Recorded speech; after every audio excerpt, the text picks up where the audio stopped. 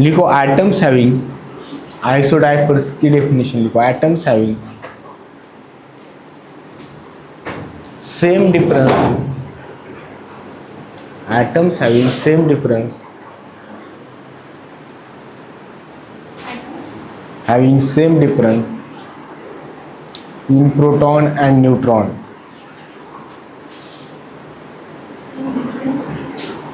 proton and neutron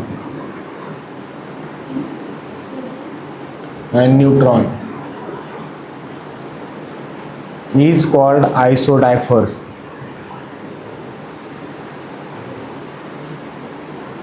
Atoms having the same difference proton and neutron, और neutron और proton लिख सकते हैं, इसको क्या बोलना है, आइसोडाइपर्स बोलना है। ये देखो इसमें प्रोटॉन कितने हैं 6, न्यूट्रॉन कितने हैं 7 है, तो प्रोटॉन और न्यूट्रॉन में कितने का डिफरेंस है 1 का।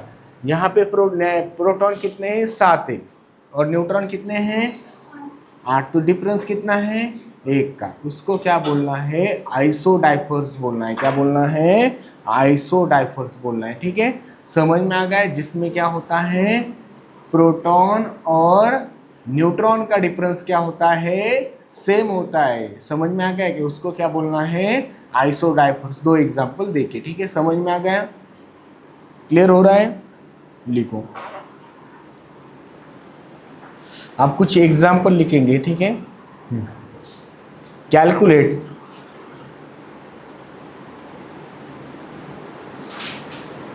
the number of proton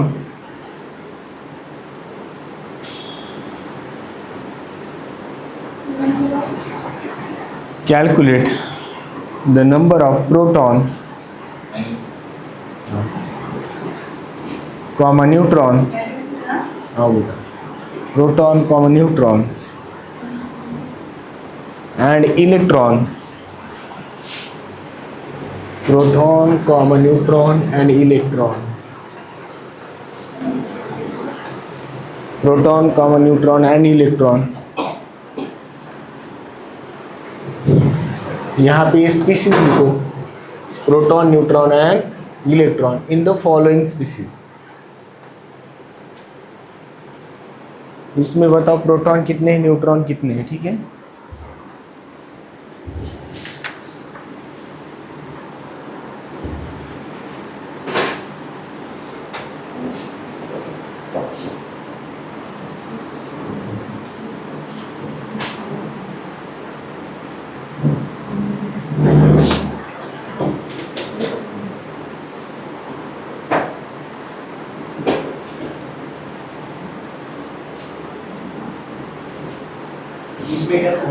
हाँ, कितने प्रोटॉन,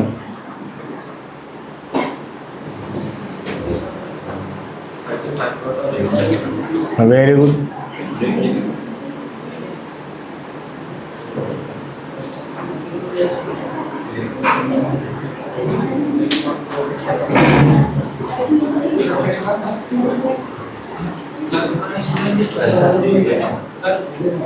आओ बेटा,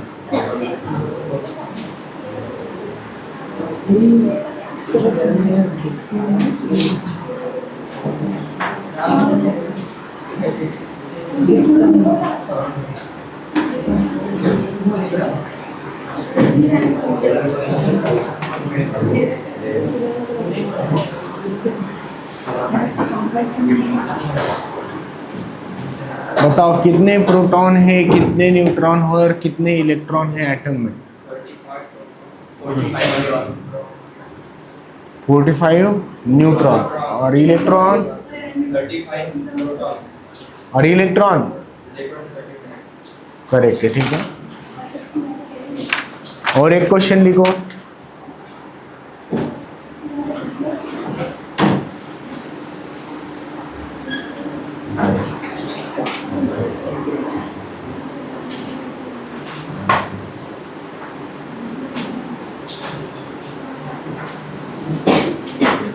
लिखो the number of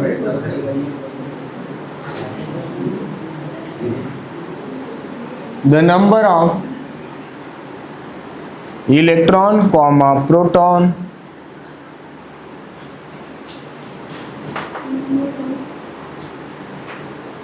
electron comma proton and neutron,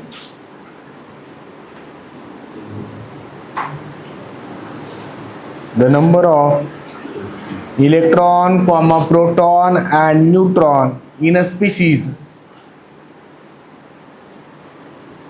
the number of electron comma proton and neutron in the species are equal to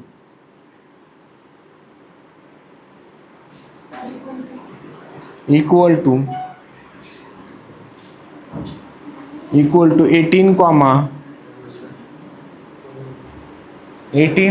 16 and 16, 16 and 16 respectively. Now assign the proper symbol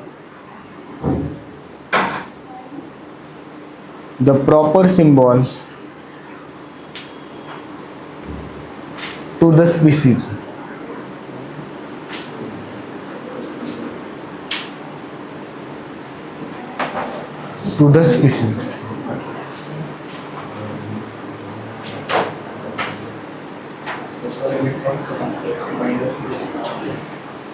बघा देखो आप ना ये iso electronic species पढ़े तो electron अलग अलग हो सकते हैं एटम में। एक इलेक्ट्रॉन लेने के बाद क्लोरीन के पास 17 के 18 हो सकते हैं, लेकिन प्रोटॉन अलग हो सकते हैं क्या? नहीं। ठीक है, तो आपको प्रोटॉन से क्या करना है, क्या होगा बेटा? प्रोटॉन से क्या करना है आपको? एटॉमिक नंबर निकालना है और उसके बाद आपको प्रॉपर सिंबल देना है उसको। ठीक है, दे दो, सॉल्व करो।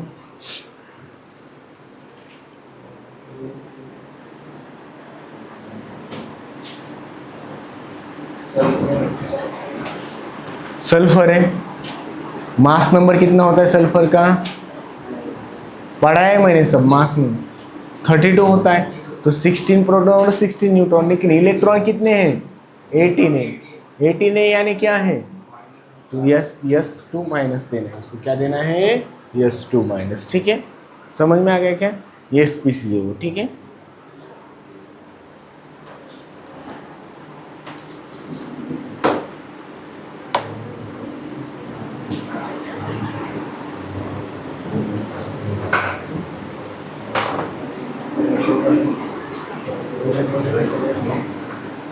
समझ में आ गया?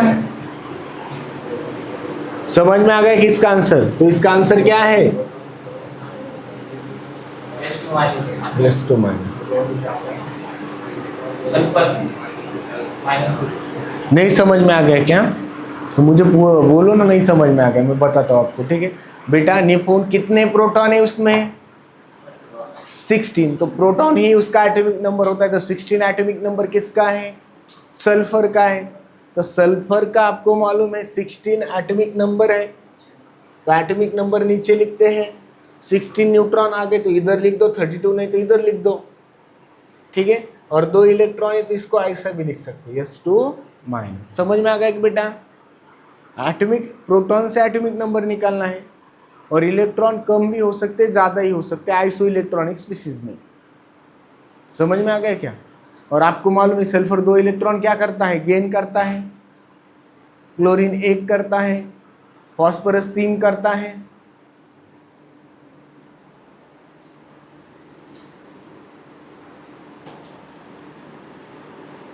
लिखो अगली स्पीसीज, ये आखिरी की है।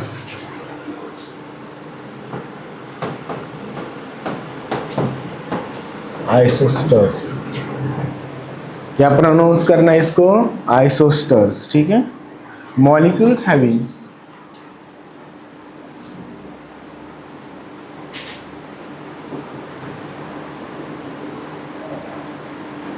same number of atoms, molecules having same number of atoms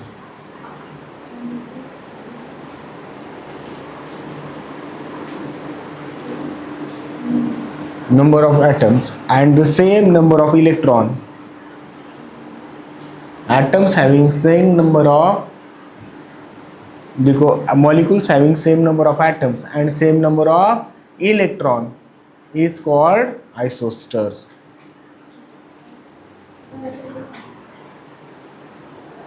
atoms having sorry molecules having same number of atoms and same number of electron. ठीक है, अब मैं आपको एक एग्जांपल देता हूँ। ठीक है, CO2 एंड N2O,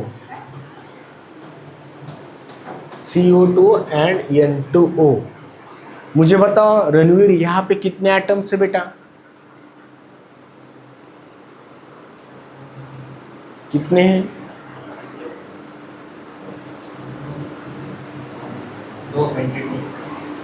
यहाँ पे 3 एटम है, कार्बन का एक और ऑक्सीजन के 2, और यहाँ पे 3 एटम है, तो एटम सेम है। अब इलेक्ट्रॉन काउंट करो, कार्बन का इलेक्ट्रॉन 6 और ऑक्सीजन के 8, लेकिन 2 ऑक्सीजन है, तो कितने हो गए?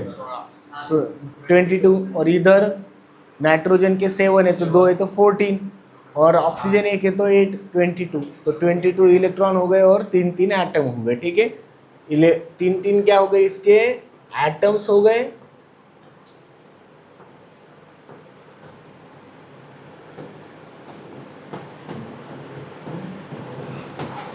(22) इलेक्ट्रॉन्स हो गए।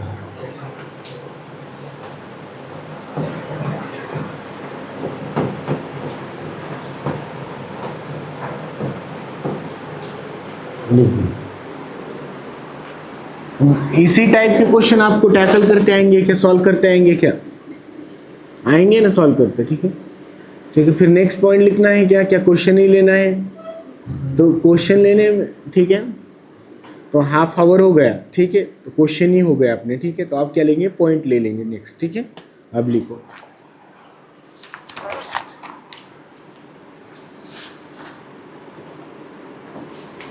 लिखो drawbacks of Rutherford model.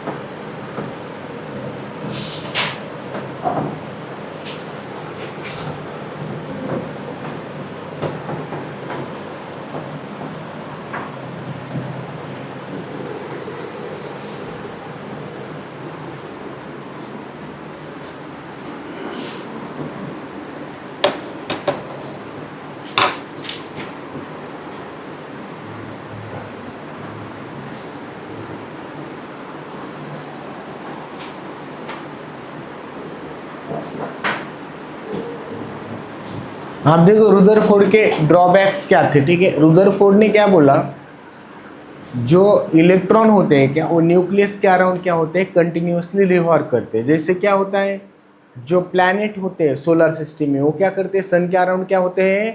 Continuously revolve होते हैं।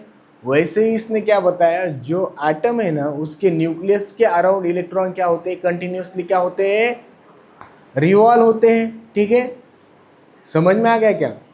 जो प्लैनेट है, प्लैनेट क्या होता है? सेंटर में होता है, और उसके अराउंड क्या करते, सॉरी सन क्या होता है? सेंटर में होता है सोलर सिस्टम में, और उसके अराउंड प्लैनेट क्या करते हैं? रिवॉल्व करते हैं कि नहीं? वैसे ही न्यूक्लियस होगा, और न्यूक्लियस के जो अराउंड है क्या, वो इलेक्ट्रॉन क्या करेंगे? रिवॉल्व करेंगे। समझ में आ गए? और वो कंटिन्यूअसली रिवॉल्व करते रहेंगे। ठीक है, समझ में आ गया क्या? ये किसका किसका बोलना था? ये रुदरफोर्ड का बोलना था। लेकिन जब फिजिक्स में मैक्सवेल की थ्योरी आ गई, किसकी? मैक्सवेल। तो मैक्सवेल ने क्या बोला, जब एटम क्या करते जाएगा? रिवॉल्व करते जाएगा। क्या करते जाएगा? रिवॉल्व। ये रुदरफोर्ड ने बताया कि उसकी एनर्जी खत्म होगी, बताया था क्या? नहीं। वो क्या बोला उसने? सिर्फ इलेक्ट्रॉन क्या करेंगे? कंटिन्यूअसली क्या करेंगे? रिवॉल्व करेंगे, इतना ही बताया। ठीक है, उसकी एनर्जी खत्म होगी कुछ बताया क्या? ऐसा नहीं बताया। लेकिन जब मैक्सवेल की थ्योरी आ गई इलेक्ट्रोमैग्नेटिक वेव की, तो उन्होंने क्या बताया था, जब इलेक्ट्रॉन कंटिन्यूअसली क्या करते? रिवॉल्व करते, तब उसका एक्सेलरेशन बढ़ता है, और वो क्या होता है? एक्सेलरेट होते हैं, और उनकी एनर्जी क्या होती है? लॉस होती है, और इलेक्ट्रॉन क्या हो जाते हैं? डिस्ट्रॉय हो जाते हैं स्लोली। ठीक है, इसके वजह से जो रुदरफोर्ड का बोलना था, क्या बोलना था? इलेक्ट्रॉन क्या होते हैं? कंटिन्यूअसली रिवॉल्व करते। ठीक है, समझ में आ गए? इलेक्ट्रॉन क्या होते? कंटिन्यूअसली क्या होते? रिवॉल्व करते, इतना ही बताया। लेकिन एक्चुअल कंसेप्ट क्या था? इलेक्ट्रॉन रिवॉल्व करते करते क्या होते हैं? उनकी एनर्जी क्या हो जाती है? खत्म हो जाती है। तो ये बताया था कि रुदरफोर्ड ने? नहीं। तो ये इसका क्या था? ड्रॉबैक्स था। तो ड्रॉबैक समझ में आ गया रुदरफोर्ड का? फिर से एक आसान भाषा में बताऊँ, ठीक है। रुदरफोर्ड का बोलना क्या था, जो सोलर सिस्टम है, सोलर सिस्टम में इसमें कौन होता है, सेंटर में कौन होता है, सन होता है बेटा, ठीक है। तो सन के अराउंड प्लैनेट क्या करते हैं, कंटिन्यूअसली क्या करते हैं, रिवॉल्व करते हैं, क्या करते हैं, रिवॉल्व करते हैं, समझ में आ गए। और रिवॉल्व करते करते, रिवॉल्व करते करते, ठीक है, वो क्या होते हैं, एनर्जी लूज करते हैं, समझ में आ गए। एनर्जी क्या करते हैं, लूज करते हैं। लेकिन लूज करते रुदरफोर्ड ने बोला है क्या, नहीं, किसने बताया, मैक्सवेल की थ्योरी में पता चला। तो ये रुदरफोर्ड का क्या है, ड्रॉबैक है। समझ में आ गया, समझ में आ गया क्या, क्या ड्रॉबैक है साक्षी बेटा, आप बताओ। हाँ,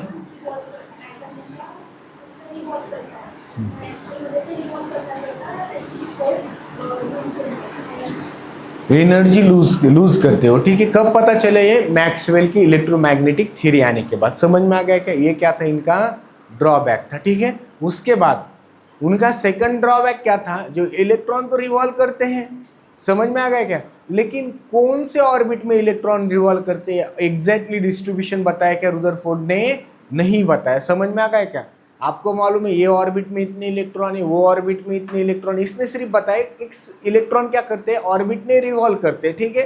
लेकिन कौन से ऑर्बिट में कितने इलेक्ट्रॉन रिवॉल्व करते हैं, यानी डिस्ट्रीब्यूशन बताया कि इलेक्ट्रॉन का नहीं बताया। क्या था रुदरफोर्ड का सेकंड ड्रॉबैक था, क्या था, सेकंड ड्रॉबैक था, ठीक है, जो इलेक्ट्रॉन का डिस्ट्रीब्यूशन होता है। समझ में आ गया क्या। उसके बाद इलेक्ट्रॉन कौन से ऑर्बिटल में घूमते हैं, ये बताया क्या, नहीं बताया।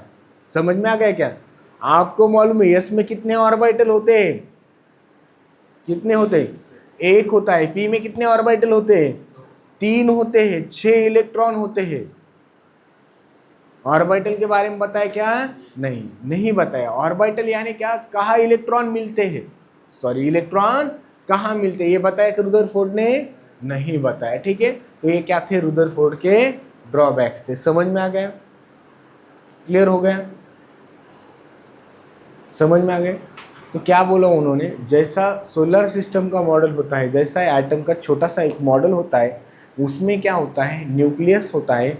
न्यूक्लियस के अराउंड क्या होता है, कंटिन्यूसली न्यूक्लियस के अराउंड उसका मास है, और वो क्या करते हैं, कंटिन्यूसली इलेक्ट्रॉन रिवॉल्व करते हैं।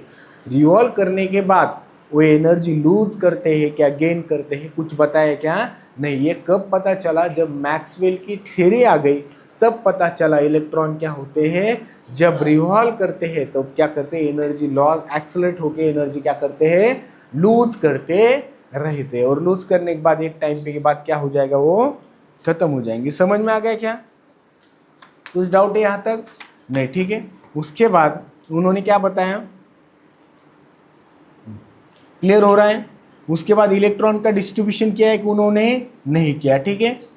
और उन्होंने उसके बाद एक स्पेक्ट्रम लाइन होते हैं। स्पेक्ट्रम लाइन क्या होते हैं, ये आपको समझ में नहीं आएगा, ठीक है। अब मैं जब आपको 2-3 दिन बाद स्पेक्ट्रम पढ़ाऊंगा तब पता चलेगा आपको, ठीक है। कुछ नहीं होता है, स्पेक्ट्रम पैटर्न होता है, ठीक है। तो बहुत आसान होता है स्पेक्ट्रम, ठीक है। तो स्पेक्ट्रम लाइन के बारे में भी नहीं पता है, ठीक है। उसके बाद इलेक्ट्रॉन कहाँ फाइंड होते हैं, वो भी बताया क्या, नहीं बताए। तो ये क्या थे, रुदरफोर्ड के ड्रॉबैक्स थे, ठीक है। इंपॉर्टेंट ड्रॉबैक्स थे, ड्रॉबैक्स तो बहुत सारे थे, लेकिन ये क्या थे, ये इंपॉर्टेंट ड्रॉबैक्स थे, ठीक है। तो लिखो आप, अगला पॉइंट लिखो, नेचर ऑफ इलेक्ट्रोमैग्नेटिक रेडिएशन। इसका ड्रॉबैक्स ठीक है, लिखो, जरूरत भी नहीं, ठीक है, ठीक है, ठीक है, लिखो लिखो।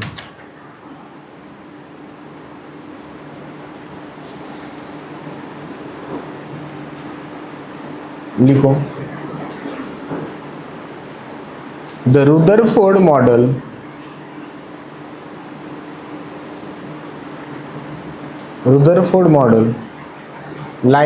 like a solar system, like a solar system। Rutherford का मॉडल क्या था, सोलर सिस्टम के जैसा था।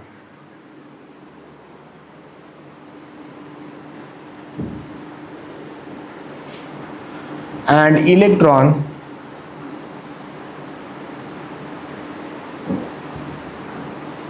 electron move around the nucleus in a well defined orbit.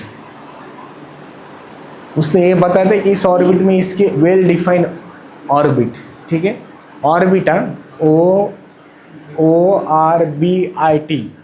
मैं इस चैप्टर में आपको ऑर्बिट क्या होता है, सब ऑर्बिट क्या होता है और ऑर्बिटल क्या होता है ये बताने वाला हूँ, ठीक है। समझ में आ गया हिमांशु बेटा? तो वेल डिफाइंड ऑर्बिट में इलेक्ट्रॉन क्या करते हैं, रिवॉल्व करते हैं, ठीक है। लिखो, when body moves in orbit,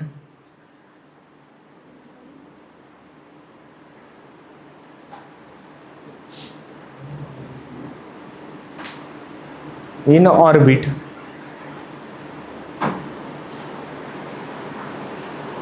it undergoes acceleration, ठीक है। ये किस में जाती है, वो एक्सेलरेशन में जाती है, ठीक है।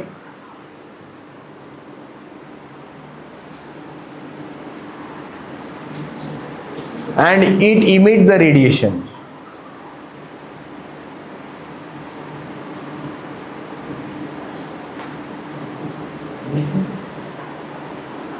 And it continuous shrink, shrink यानी छोटा होना, SHRINK, shrink. It continuous shrink, it continuous shrink क्या, SHRINK, ठीक है। Does not explain the Rutherford, does not explain the Rutherford, ये रुदरफोर्ड ने एक्सप्लेन किया है क्या, नहीं किया, ठीक है। ये होगा इसका serious drawback.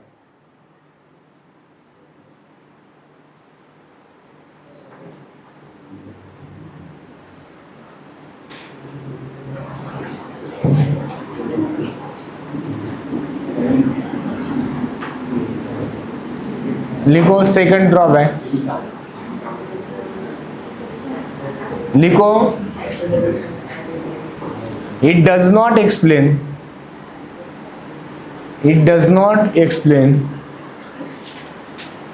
the electronic structure of atom,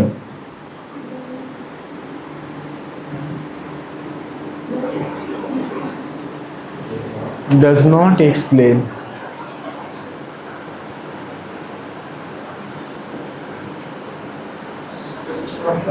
structure of atom, comma distribution of electron, structure of atom and distribution of electron, ठीक है।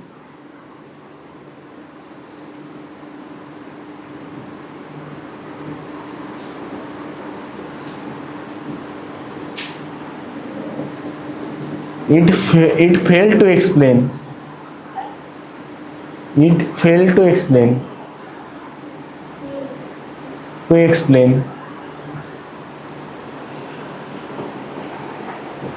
spectrum line. It failed to explain spectrum line. Spectrum की स्पेलिंग आती है ना, SPECTRUM, ठीक है। Spectrum समझता है क्या, ठीक है, मैं बताने वाला हूँ, ठीक है। लाइन्स, ठीक है। It fail to explain the spectrum line, ठीक है। लिखो अगला point, it fail to explain the stability of atom, it fail to explain the stability of atom,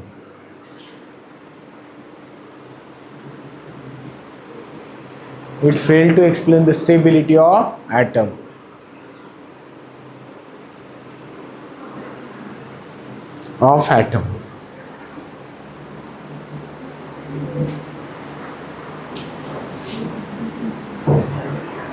Stability of atoms.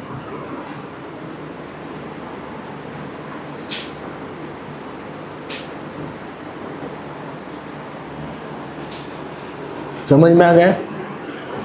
हाँ, स्पेक्ट्रम क्या होता है, एक पैटर्न होता है, समझ में आ गया क्या? अब देखो अलग अलग फ्रीक्वेंसी पे अलग अलग कलर फॉर्म होते हैं, ठीक है, समझ में आ गया क्या? उसी पैटर्नों को क्या बोलते हैं, स्पेक्ट्रम बोलते हैं, ठीक है।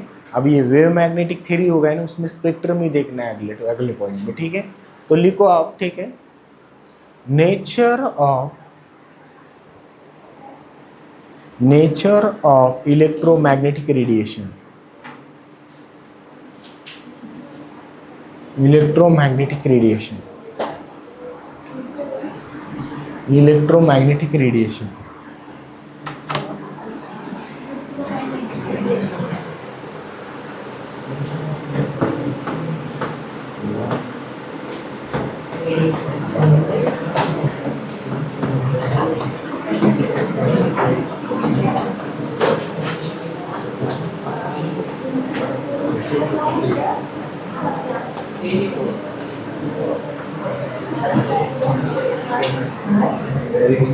देखो आप, इलेक्ट्रोमैग्नेटिक रेडिएशन का नेचर कैसा है आपको देखना है। समझ में आ गया क्या? इलेक्ट्रोमैग्नेटिक रेडिएशन क्या होते हैं, किसको बोलते हैं इलेक्ट्रोमैग्नेटिक रेडिएशन? बताओ किसको बोलते हैं?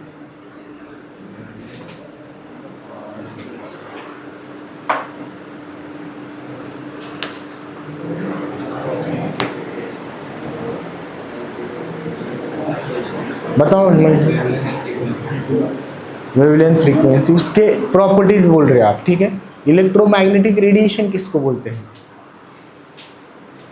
इलेक्ट्रोमैग्नेटिक रेडिएशन किसको बोलते हैं? जो सन से रेज निकलते हैं ना, उसको क्या बोलते हैं? इलेक्ट्रोमैग्नेटिक रेडिएशन, ठीक है।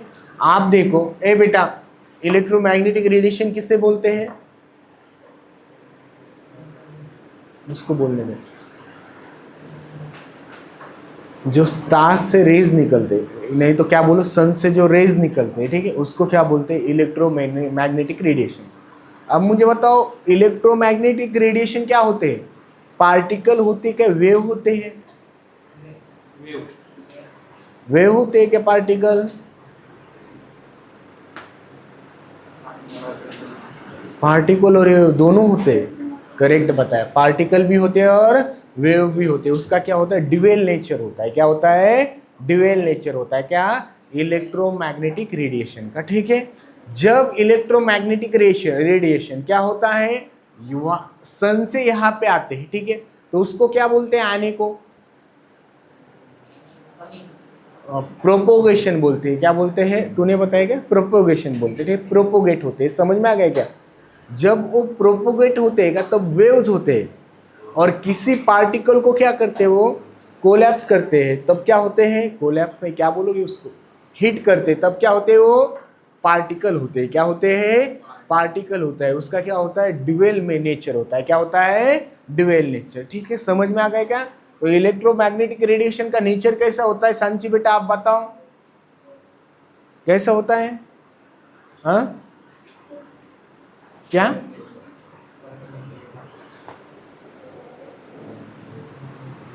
कैसा नेचर होता है उसका? ड्यूअल नेचर होता है। क्या होता है? ड्यूअल नेचर होता है। वो पार्टिकल भी होते हैं और वेव भी होते हैं, ठीक है। आप वेव समझने के लिए आपको वेव के टर्म समझना चाहिए, ठीक है। वेव क्या होती है, उसके बाद वेवलेंथ क्या होती है, उसके बाद फ्रीक्वेंसी क्या होती है, एम्पलीट्यूड क्या होता है, ये सभी पढ़ना है, ठीक है। वेवलेंथ क्या होती है? लैम्बडा से डिनोटेड करते हैं, ठीक है। वेवलेंथ यानी क्या? फ्रीक्वेंसी यानी क्या? नंबर ऑफ वेव्स इन पर सेकंड इज कॉल्ड फ्रीक्वेंसी, ठीक है। उसके बाद वेव नंबर क्या होता है? वेवलेंथ, हाँ, वेवलेंथ के डेफिनेशन बता रहे आप। वेव नंबर का पूछा, बराबर। वेव नंबर का, वेवलेंथ का बताओ। Very good. The distance between two consecutive crest and troughs is called wave. इन्होंने बराबर बताया वेवलेंथ, ठीक है। वेवलेंथ किसमें डिनोटेड करते हैं? ग्रीक लेटर लैम्बडा, और उसको यूनिट क्या होता है? मीटर होता है। क्या होता है? मीटर में काउंट करता है, ठीक है। तो इन्होंने वेवलेंथ की डेफिनेशन बताई, ठीक है। और फ्रीक्वेंसी की डेफिनेशन क्या है? द नंबर ऑफ वेवलेंथ पर सेकंड इज कॉल्ड फ्रीक्वेंसी। आसान भाषा में समझ में आ गया क्या? एम्पलीट्यूड यानी क्या? जो हाइट होती है, किसकी हाइट बेटा? क्रेस्ट की हाइट होती है, उसे क्या बोलते हैं? एम्पलीट्यूड बोलते हैं, ठीक है। और वेव नंबर क्या होता है?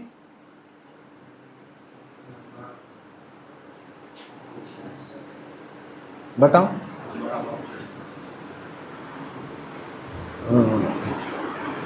ठीक है, बोल सकते हो आप, ठीक, पर यूनिट लेंथ, ठीक है। देखो, ठीक है, देखो, आप देखो, जो इलेक्ट्रोमैग्नेटिक वेव्स है, ठीक है, तो इलेक्ट्रोमैग्नेटिक रेडिएशन क्या होते हैं? तो पहले आपको वेव्स पढ़ना है, ठीक है। तो इलेक्ट्रोमैग्नेटिक रेडिएशन ड्यूअल नेचर होता है, वो वेव भी होते हैं और पार्टिकल भी होते हैं। तो आपको क्या पढ़ना है यहाँ पे? Electromagnetic nature of electromagnetic radiation में क्या डालो वहां पे? Wave nature of electromagnetic radiation, उसमें पॉइंट डालो, wave nature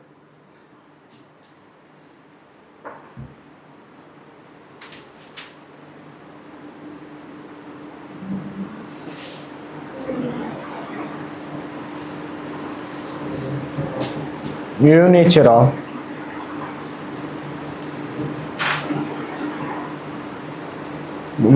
of electromagnetic radiation.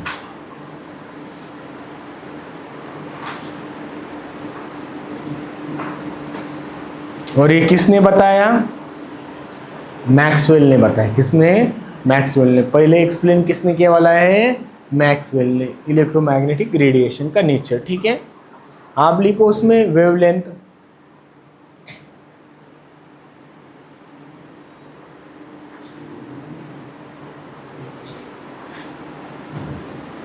और इलेक्ट्रोमैग्नेटिक वेव को मीडियम लगता है क्या पास होने के लिए?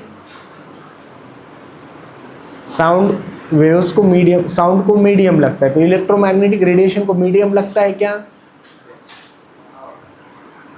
नहीं लगता, ठीक है। वैक्यूम में भी वो क्या होती है? पास होती है, ठीक है। जो लाइट होती है ना, वो क्या होती है? उसको मीडियम की जरूरत है क्या? नहीं, वो लाइट में भी पास होती है ना, आती है ना यहाँ पे, ठीक है। वहाँ मीडियम है क्या कुछ? नहीं, अंदर मीडियम नहीं, फिर भी लाइट आती है ना, ठीक है। तो उसको मीडियम की जरूरत नहीं होती है। इलेक्ट्रोमैग्नेटिक रेडिएशन को मीडियम की जरूरत होती है क्या? नहीं। वैक्यूम में से भी क्या होती है? वो पास होती है। वैक्यूम किसे बोलते हैं? जहां पे प्रेशर कुछ भी नहीं होता, ठीक है, उससे क्या बोलना है? वैक्यूम में, यानी कुछ प्रेजेंट ही नहीं होता उसमें, इवन ऑक्सीजन नाइट्रोजन कुछ प्रेजेंट नहीं होता, उसको क्या बोलते हैं? वैक्यूम बोलते हैं, ठीक है। जहां का प्रेशर 10⁻⁻² से भी बहुत कम होता है, ठीक है, प्रेशर ना होता ही नहीं, उसको क्या बोलते हैं? वैक्यूम बोलते हैं। क्या बोलते हैं? वैक्यूम बोलते हैं, ठीक है। जहां पे कुछ प्रेशर है क्या? नहीं, ठीक है।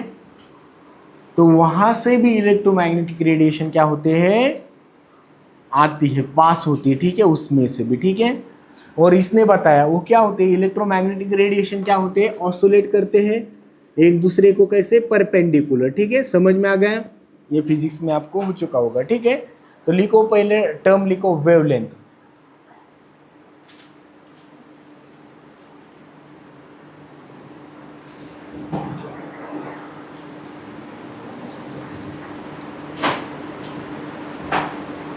बता अबे हिमांशु बेटा, बताओ डेफिनेशन लिखो। इसने बताया, जोर से बताओ। द डिस्टेंस बिटवीन, बताओ, the distance between the two, नहीं, the distance between consecutive crest और ट्रफ्स, ठीक है। The distance between two consecutive समझता है क्या? टू कॉन्जिक्यूटिव क्रेस्ट और ट्रफ्स, ठीक है, बताने वाला, ठीक है। क्रेस्ट और ट्रफ्स, क्या प्रोनाउंस करते हो आप इसके?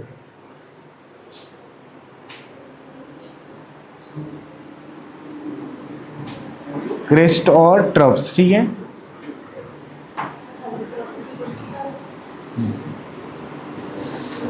क्रेस्ट और ट्रफ्स, ठीक है। क्रेस्ट ही बोलते हो ना, क्या अलग बोलते हो आप?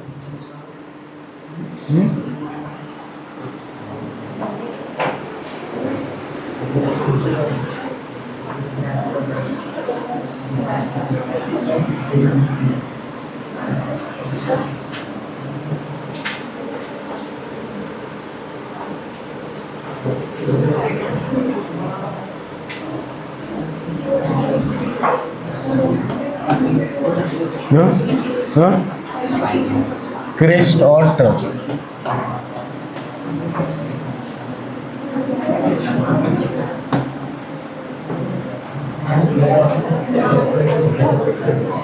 लिखो क्रेस्ट और ट्रफ्स, ठीक है। हाँ लिखो क्रेस्ट और ट्रफ्स, ठीक है। इसको क्या बोलना है? क्रेस्ट बोलना है, इसको ट्रफ्स बोलना है, ठीक है। टू कॉन्जिक्यूटिव क्रेस्ट और ट्रफ, ठीक है। इसको क्या बोलना है? वेवलेंथ बोलना है। एक तो दो क्रेस्ट में का डिफरेंस, दो क्रेस्ट में का डिस्टेंस ले लो, इसको बोलना है वेवलेंथ लैम्बडा, ठीक है।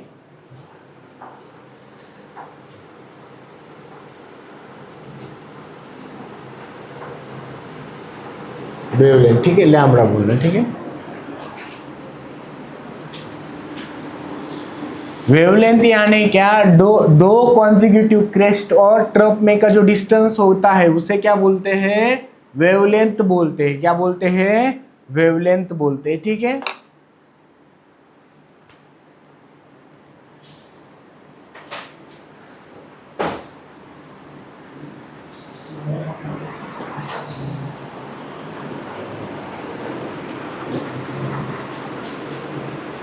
लिखो, लिख लिए, डायग्राम निकाली, डायग्राम निकालो ये।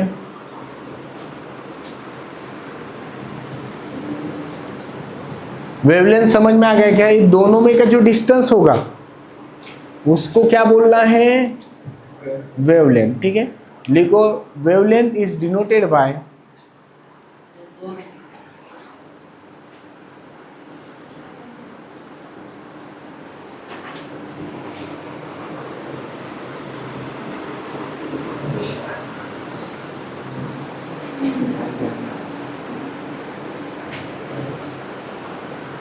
Greek letter lambda, Greek letter lambda.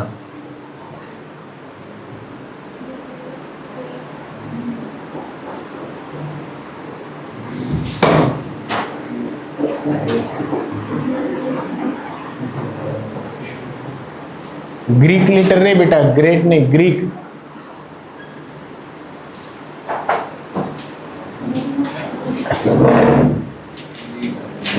and generally measure in angstrom, angstrom, generally measure in angstrom। देखो समझ में आ गया?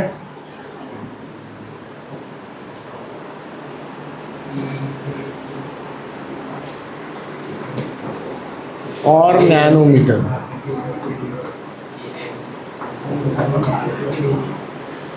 नैनोमीटर, ठीक है। तो मुझे बताओ एक नैनोमीटर इक्वल टू कितना मीटर होता है?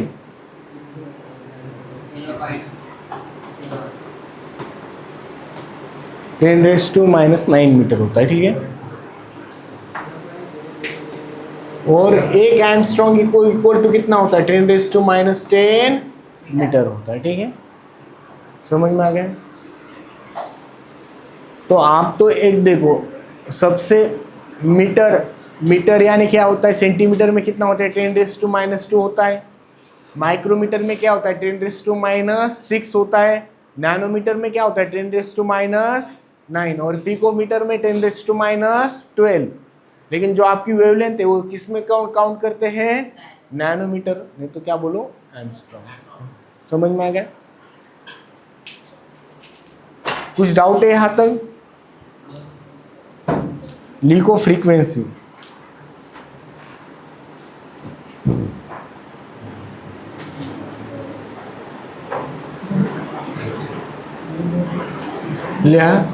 लिखो, sorry, the number of wavelength, the number of wavelength wavelength pass in a, क्या होगा, pass in a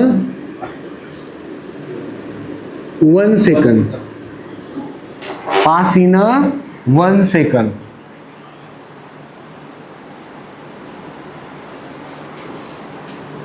pass in a 1 second at a particular point, at a particular point, एक particular point पे pass होंगे, उसको क्या बोलना है, frequency.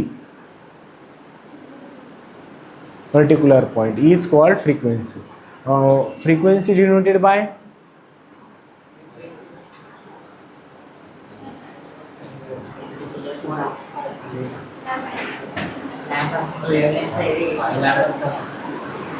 नहीं, काउंट तो हर्ट्स में करते हैं, ठीक है. लिखो frequency is denoted by Greek letter nu, NU. Frequency is denoted by Greek letter new.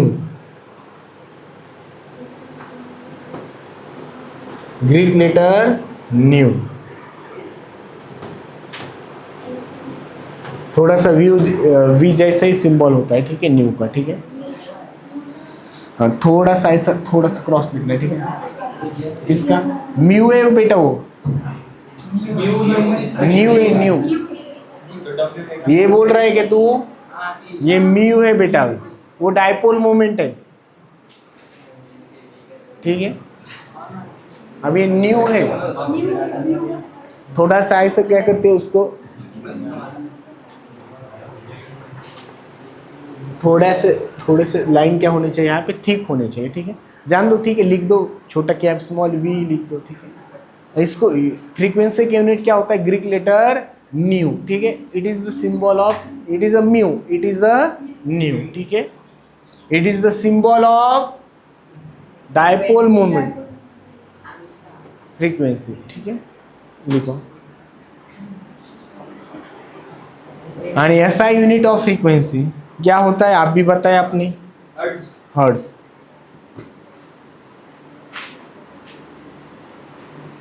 तो बाकी का क्या करेंगे, कल देखेंगे. ये आपके पास मॉड्यूल है क्या? ओके, एटॉमिक स्ट्रक्चर का दिखाऊं.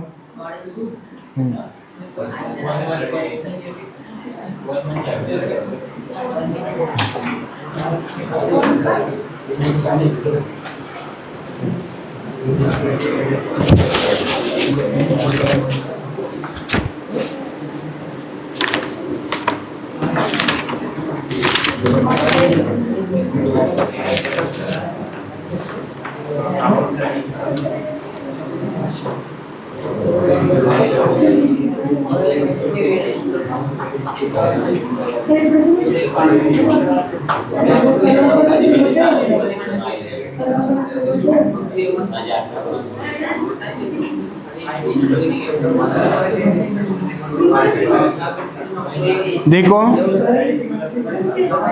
ये बेटा, आपको आज ये 15 क्वेश्चन मॉड्यूल में के सॉल्व करना है आज. Atomic structure page number 46.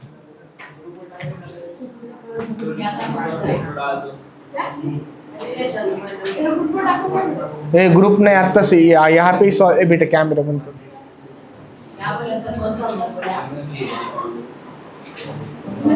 Page number 15 question, page number 46.